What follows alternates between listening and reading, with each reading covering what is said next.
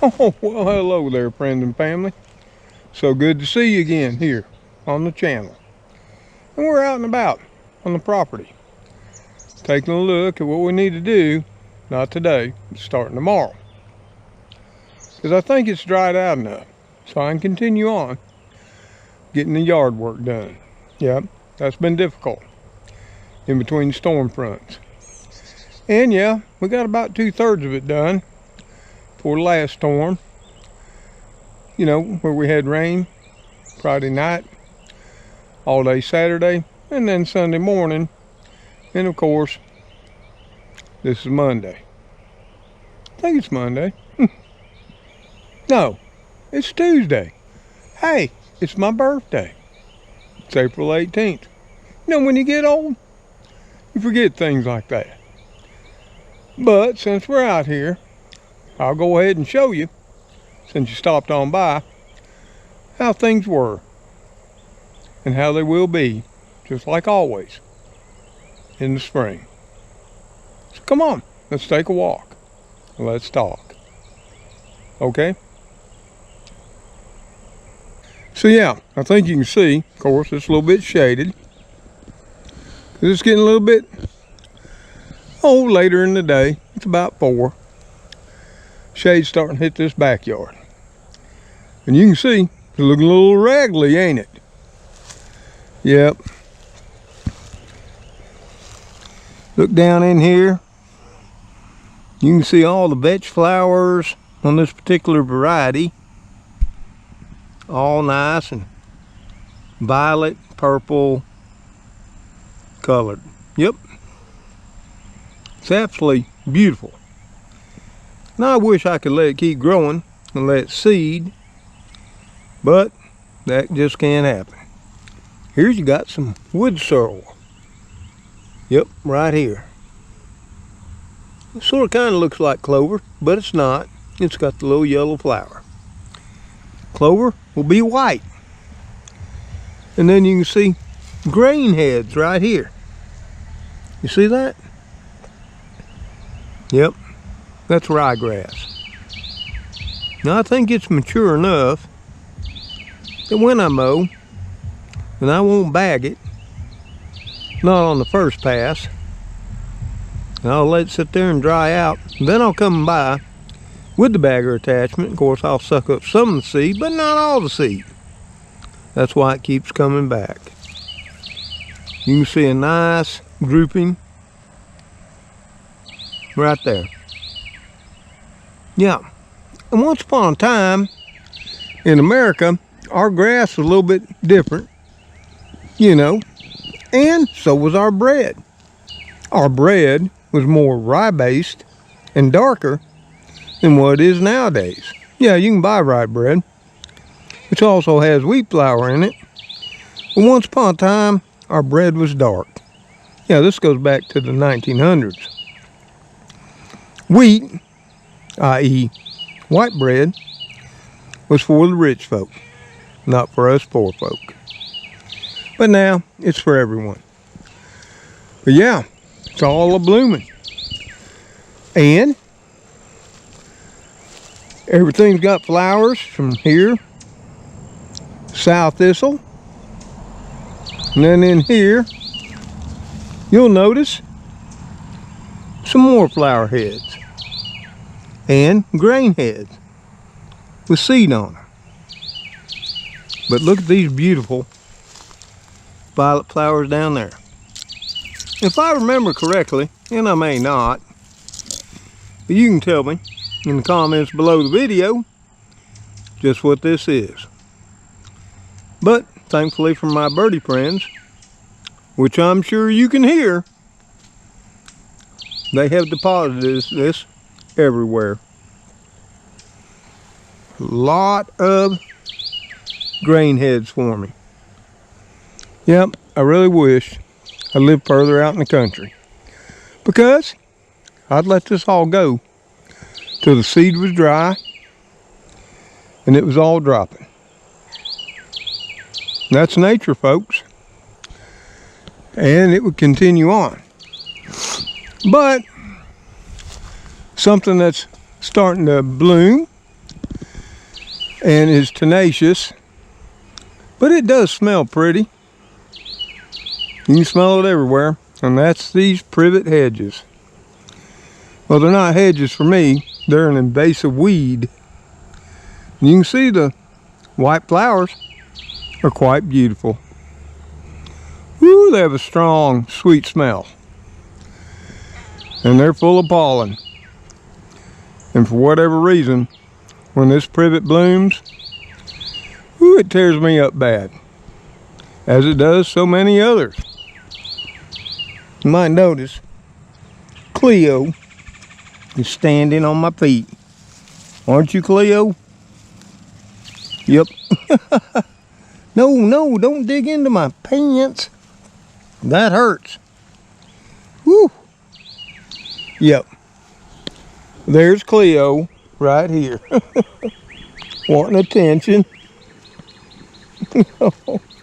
She will get me good. Yep. I gave them their treats before I came out to walk the yard. So anyway, we came out here to see just where we were at. And you can see here in the remnants of the compost pile, yeah, we still got some squash plants that came up after that last frost that killed all the seedlings that were once here. Now, we don't have too many cucumber plants.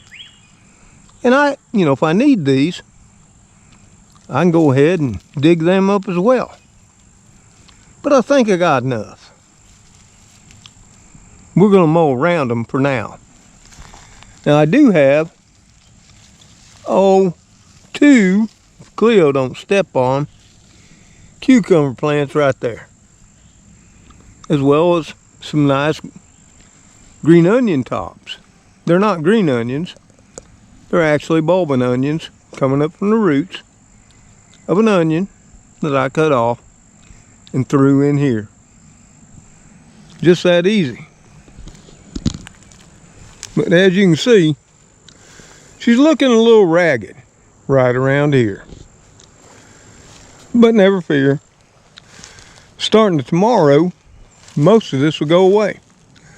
Still got to pick up a bunch of limbs back here, as you can see, before we get the mower into here. And of course, the old bamboo forest is looking fine. Yep, it is. And we got the possum grapes coming back. They're right here. Plenty of bamboo. Plenty of everything. And of course, the bamboo's trying to spread out into the yard. Of course, it won't survive the mower. And for people who think bamboo's so invasive, as soon as it sprouts up, basically all you gotta do is run the mower over it. It'll be gone. And over here by the old beanpole planting, you can see a lot of that there winter rye coming up. Or what's called annual rye. Pretty much everywhere. And yep, there's still the remnants of the beans and tomatoes. That too, hopefully, will go away this week. I don't fret it. If I get it, I get it. If I don't, I'll get it the next day. Just like here. This is a brand new bamboo sprout that came up this year. It's about a 1/2 inch thick already. Now I'll cut it instead of trying to wax it with the mower. You can see others here, just as thick. See that? That is how fast bamboo will grow. It's amazing stuff. But yeah, I'll just get my, cutters. Cut it down there at the base. And I'll have a nice little pole there. Hey, in fact, I could cut that one and that let it dry, and that can be a fishing pole for me. And then I can cut this other one. This one right here. See, it's turning yellow. This is actually a yellow bamboo. See the color? And this could be Chris's. And we can go fishing. Because he seriously wants to go fishing. And I need to make that happen this year. Even though it may be virtual, he'll still enjoy it, I'm thinking. Now, yep, because of the last storms, we got more limbs to pick up. Yes, we do. That's just what you do, living under trees. But that oak tree has got to have some more work on it this year. In fact, the plan is to bring it all the way down to the point where it's no higher than the peak of that roof. Yep, already contacted the tree service. Got the price, though I'm not real thrilled with it. It is what it is to protect the house. Yep. And at the end of this video, I'll show you why that has become so important to get done. But we haven't planted it much. And why? Those constant rainstorms. Yep. Many of which have been so violent, so devastating, and in fact, so terrifying. Because they always seem to come in the middle of the night. Now you'll see, we're sort of getting it all back manicured. Up here, you see that? Yep. If you look out there, you can see the flower heads from the Canadian thistle. Let's go look at that just for a second. Because yeah, I let it grow up. I let it bloom. They're actually quite beautiful. It's like a pinkish violet. And the bees love it. And actually, the butterflies love it too. And you can see the remnants of it here. Right here. And normally what happens, if you leave it standing, is these dry, and they got the seeds on them. You see the little long seeds there? And then they're transported on the wind. Like that. And that's how they spread and propagate. But I saw butterflies on them too. So I'm always happy that I leave them be until they bloom. Hey, Spooky. I'm still loving that collar, man. Have you talked Cleo into letting me put one on her? No. Yeah, I can understand. Maybe Mr. Gray can talk her into it. And earlier, we got the birds fed. We had to clean out their feeders and fill them up for them. And you know what? That too has become a controversial issue, hasn't it, Mr. Gray? Mr. Gray reminded me, there's a whole lot of people out there that think feeding the birds is detrimental. It's killing the birds. It's making them dependent on people. Well, I can see that happening if you do it year round. But if you understand your climate and environment and understand when the birds have adequate food and when they don't, feed when they don't, you know, through the winter, you know, the early spring, when they don't have food sources available, like seeds, grains, berries, and such. Become a little educated. Try to be more natural about it. Right, Mr. Gray? Yep. Like you saw. Mr. Gray says, You gotta become knowledgeable about things.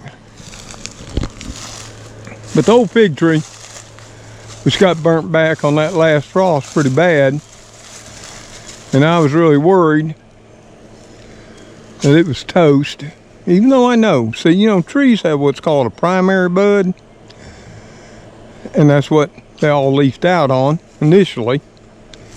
And then they got what's called secondary buds, where if all those primaries get burned off and die, which they did, you can see the remnants of it right here. See all that dead? Yep. All of them died back on the last frost we had, after it being warm so early for so long. But then they re-sprouted on the secondary buds. You can see a good example right there, as you can right here, where one of the sprouts that was growing from a bud was right here, and right here, and right here, and then they came out of the secondary buds just below it. See them there? Even though you couldn't see them, they're there. So never fear. Here you can see the same example right there. The initial tip that sprouted and started growing was burnt back by the frost, but it re-sprouted just below. So even though I was sort of terrified that it all got burnt back and all the leaves died, as you can see, one's still hanging on right there, and what was left of the first sprouting right there, they have all now re-sprouted. And even though it set back the fig, and it did kill and drop off a few figs as it already started to form, as I showed you. Well, we may not have a spring crop. That's still, we gotta wait and see, because temperatures now are warming up rapidly. It's currently, as we're walking around here with the Kitty Krew, it's currently 80. Yep. But here's an example of a Canadian thistle that still made it, even though I ran it over with the mower. It's right here. And this gives you an idea of what the flowers look like. See? It's that deep purple. This one's a little bit violet to purple. Hope you can see that because the sunshine is so bright. Let me get over here and I'll shade it with my body. Maybe you can see it better. Well, then again, maybe not. Yeah, you got to go with the light God gives you. But as you can see, looking right there, the yard looks pretty manicured and all taken care of. Now up here on the embankment, I haven't run the mower yet because I was trying to get the low areas and that where water tends to stand first. But if we go up here, we can find one of my favorites right here. Right there, a dewberry. They're just starting to ripen. And I keep them on this embankment. There's more here. I'll show you right here. Here's a mess of them. And they're all throughout this embankment. So we have them. And we'll be enjoying them. We don't have tons of them, but we got enough to enjoy the sweetness and the speciality of the dewberry. And this here little front patch, wasn't able to get it either. But the fleabane, which is what we got right here, has been blooming. This little, not sure what type of flower it is. Sort of kind of looks like daisies, chamomile, whatever, but this is fleabane. Yep. It's not edible, but it's pretty. The bees like it, and other little bitty tiny creatures like it. I'm not sure what's crawling on that one, or that one. These little bitty tiny insects. But they're feeding on the pollen. So they're enjoying it. So why not let it be? And I've got a lot of it up here, as I did throughout the yard. You know, with the little white flowers, with the yellow centers, they make me happy. So I leave it be. But it too shall have to pass. Now the blueberries, I was so worried about the Arctic blast because it really was hard, and it did have a lot of tip dieback. But I've got all them pruned off, and I was really worried about the berries with that last frost especially. But I think you can clearly see it's got plenty of berries.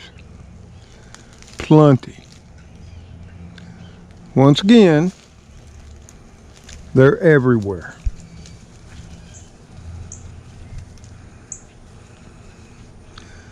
By the thousands. By the tens of thousands. We're not going to be going without anytime soon.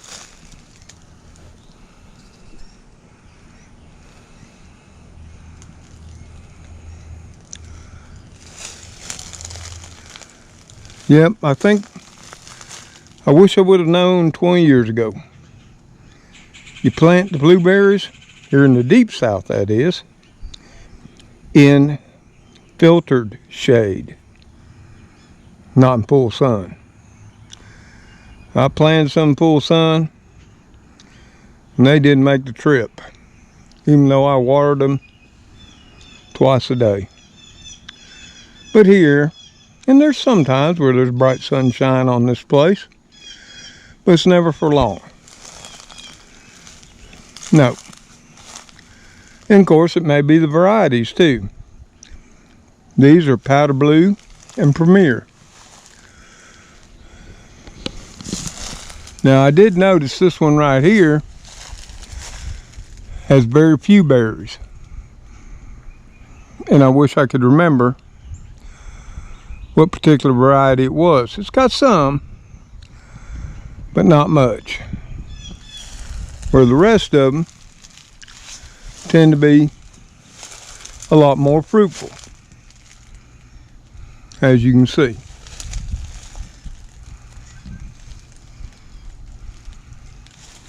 But either way, we'll have plenty for one little old man. And some friends and family too.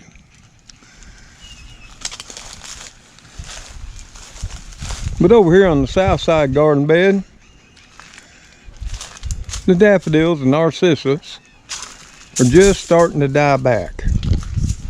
As you can see here, just starting to turn yellow. And like I've told you about bulbs, you know, once they come up and flower and all that, don't be cutting it all back down. Leave the green till it dies back to where it will easily separate from the bulb. Because the whole time it's green, it's feeding your bulbs and making them bigger. That's just a fact. Making them multiply too. The collards, yep, they're all a-blooming. And the ones that haven't soon will. And the reason being that I know this, you can see how the leaves get so much thinner. See how thin that leaf is compared to this leaf here? Yep, it's going to pop a flower head. In fact, if I had to guess, it's already in there. Yes, it is. Right there. See the flower buds? And once you know what to look for, you'll know when yours are about to flower too. And what does that mean? That means cold crop season. Cool weather plants, collards, cabbages, broccoli, Brussels sprouts, cauliflower, and what have you. That season is all one and done.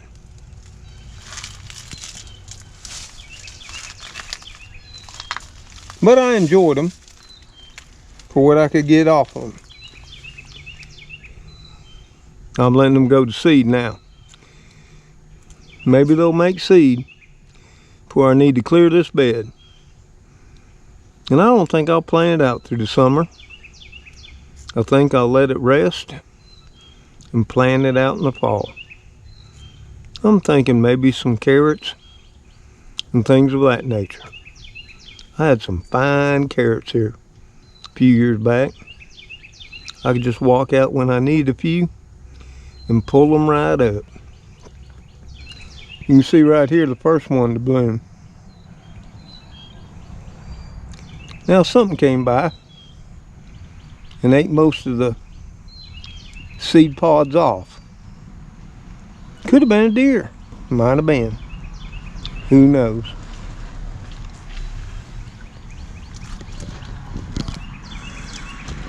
But the holly's all finished up blooming.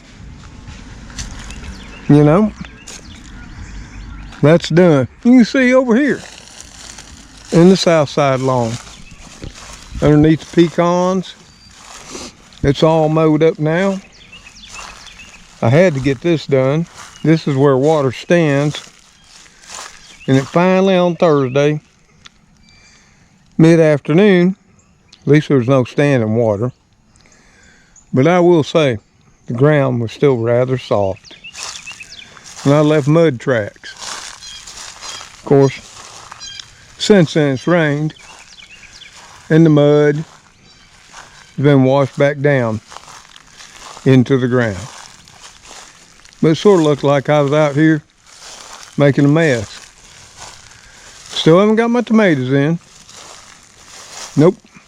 That gets back to constant storms and rain. But look at that kale. Ooh, baby. I want you to look at this. That is a pile of kale. Look at that. Let's look under here. You see that? These were the newest plants I put in there. Yeah, to fill it out. If you measure from ground level up to here, these kale plants are approaching over 2 feet tall. Yeah. I think there's what, 6 plants in here, and it's a 3-foot diameter circle. As you can see, if it's just you, well, I'm thinking 4 people. You be in kale for as long as it goes. And so have I. There's no way one little old man can keep up with all this kale. Now over here with the red romaine, you can see it's looking a little tired. That's because of the heat. Yep. It's getting a little too hot for the lettuces. Because we've been up as high as 86. Lettuce don't like those temperatures. Lettuces too are a cool weather crop. They prefer between 50 and 60 to 70. Anything above that, they ain't liking it. Nope, they're not. But the one thing that's really made me happy is my one surviving cabbage from the great Arctic blast. It got all the rest of mine, but this baby came through. And I really didn't think it would head, because I mean it got warm so early. I mean we had 80 days on occasion back in February, and definitely in March. Of course we also had days below freezing into the mid to low 20s. Our spring has been crazy. But now it's got a head. And right now it's probably about 6 inches across. Nice and firm. Woo! Lord, I'm gonna be loving it. Because this is the first time I've been successful with cabbage in several years. Because see, in the deep south, our cool weather is always so short. That's why, in all honesty, we try to cultivate and grow our cool weather crops in the fall going into winter. Where if things work out, we have more time than we do coming out of winter through spring into the summer. Normally here, spring, it can be as short as 2 weeks, temperature-wise. This year, it's just been so up and down that in a way, it's been lengthened. Yesterday, when I was out, didn't get up to 71. And here we are today, now, looking at it, 81. But I got some more to do over here. I cleared this whole area last year. But it grew back, not during the summer, because I kept it all mowed down. That gets back to, overall, we had a very mild winter. And things, even though they grew slowly, they still grew. And here's something I show you every year. And this is a variety of the American greenbrier. I like to prefer to call it American asparagus, because if you break off this end, you saute that in some butter, garlic, a little salt, cracked pepper. Ooh, baby. You'll think you was eating asparagus. Yeah, it's one of those wild edibles. But you gotta know what you're doing and know what you're seeing. And don't use Mr. Tom's video to help you identify. Use Mr. Tom's video to get inspired, to get with somebody in your local area that can take you out and show you hands-on how to identify, as well as how to prepare and how to eat wild edibles. Because you may need to know that sometime in your life. Hopefully you never do. But yep, we're going to have to get out here and knock all this back again. And then we'll mow. And eventually, we'll defeat it. Yep, still got the shop roof to do. Well, it's all about time. And it's all about money. If you look at the yard right there, except for trimming, and that, it looks pretty swanky. You can see the kitties are loving it. There's Cleo. There's Spooky cleaning up. But let's go up here. And I'm not procrastinating. It's just weather-wise. I'm not going to plant when I step in the yard and sink up to my ankles. So here's my plants I bought quite some time ago. The celebrity tomatoes. Here's the transplants we got right here out of the compost pile. These are the cucumbers, looking a little sad. And these right there are the squash. These are the pepper plants, Bonnie Bell, that I bought from Superfoods. And you can see they got plenty of peppers for me. And here's my sweet banana. You can see a flower right there. These were some more collards. but it got hot, and I left them in the pots. It didn't do no good getting them in the ground.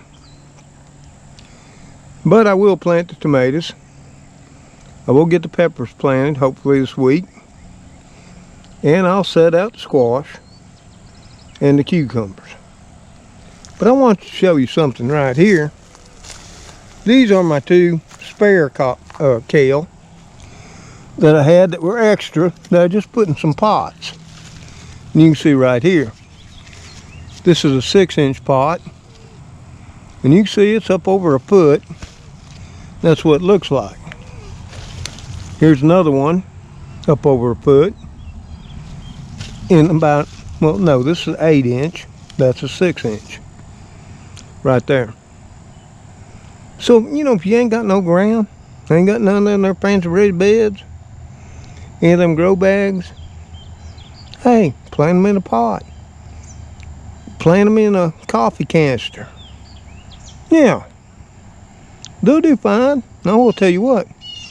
You could probably get away with 2 in an 8-inch.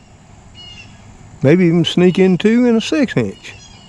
And let me tell you, keep them watered, keep them fertilized, you'll have more kale than you want to eat for 1 or 2 people. Trust me that. In fact, these need a little bit of water right now. So while we're here, we'll just give them a little drink.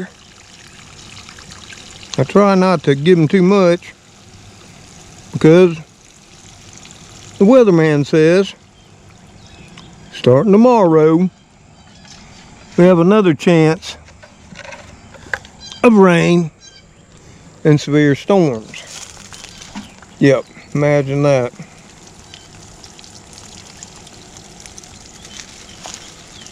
We'll give all these a drink. And hopefully, by Friday, I got all this in the ground. No, other than the collards. I'm going to trim all the leaves off, fry up some bacon, some onion, some garlic, toss in a little vinegar, salt, pepper, and I'm going to enjoy them. And maybe this fall, I'll probably go at it again. Plant me some collards, which is when I planted the first bunch. But that Arctic blast and Christmas nearly killed them. Bit them back hard. It took them a long time to recover. But there you have it. That's pretty much the shape of things. But talking about the old oak tree and why we're going to take it pretty much most of the way down. Well, not this past storm this weekend, and not the one right after, but the one before that produced 2 tornadoes. One to the south of me, one to the north. Well, we got some heavy straight line winds.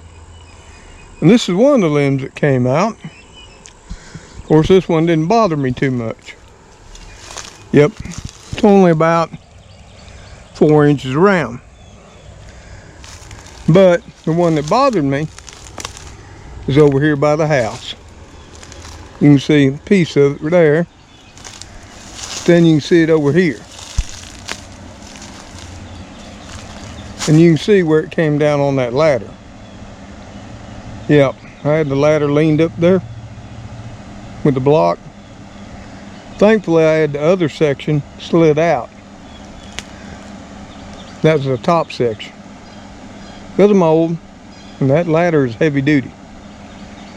And it's heavy. So for one little old man, I took it apart. But it came down right there. And you can see how it broke that aluminum in half. And this ain't one of them cheap Lowe's or Home Depot or Walmart ladder. This was a construction ladder. But it's still got a section here where I can cut it off, put it back with the other one. And it's going to be about 4 feet shorter. But I need a 30 6-foot ladder to begin with. But that's not the point. If you look at the size of this log that came down, that thing's well over, oh gosh. Put it in this perspective, there's my hand. Yep. So it's about 16, 18 inches through. And it's so heavy, this little old man can't lift it. And it missed the house. Well, it missed the roof of the house, thankfully, because I had that tree pruned back. But if you look right here, you can see where this piece right here scraped down the siding. Didn't tear the paint off, but it smooshed it a little bit. Yeah, scared the living dog out of me. And that's why the very next day I had to get with my tree service. Now unfortunately he's backed up, but I've got a price and they know about it. You can see where it broke off up there. And I got a video showing where they pruned this all back to live wood. But the tree's diseased. As much as I wanted to save it, that's not possible. So now, most of it's going to come down. I can't take it all the way down, but I'm going to take her down below the peak of the roof. And we'll have this there nice trunk. So what most people don't understand is that thing is massive.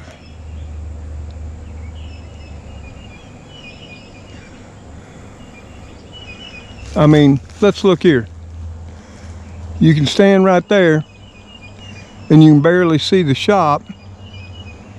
A little bit poking out right there. It's hard to tell just how massive this tree is and is how high it goes. But it's got to come down. And that's just life. You got to do what you got to do. Because I'll tell you what, the scary thing, and of course we're all standing under it right now, is if anything comes down, especially anything of that magnitude, you ain't gonna survive that. No. So it is what it is. Just gotta be handled. Right, Spooky? Just gotta be handled. So, once again, no need to fret and worry. We got her on the schedule, and we're taking care of it. Right? Speedy. Cleo, what are you doing up in the tree? Huh? What? No, that's Speedy. Come here. Come here. I didn't see your little blonde mark. No.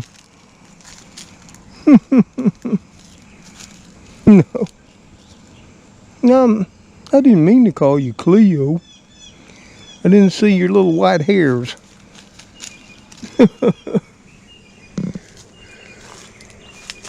Cleo, did I offend you? Calling you Speedy?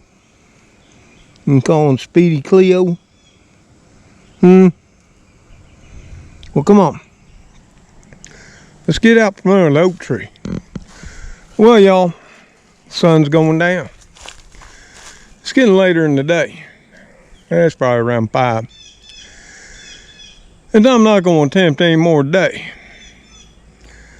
I'm going to head her on in. It's my birthday.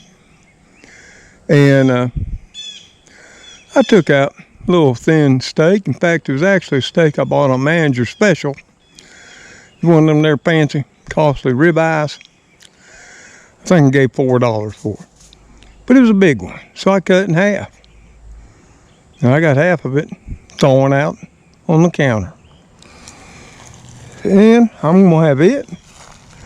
I'm gonna have a little medium baked potato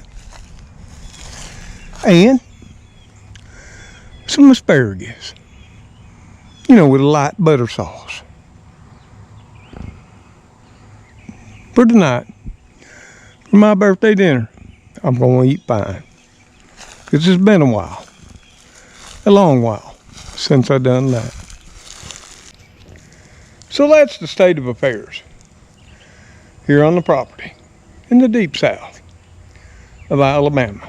Hopefully during the course of this week, it just being Tuesday, you know, I'll get the tomatoes in, the peppers in, the cucumbers, and the squash.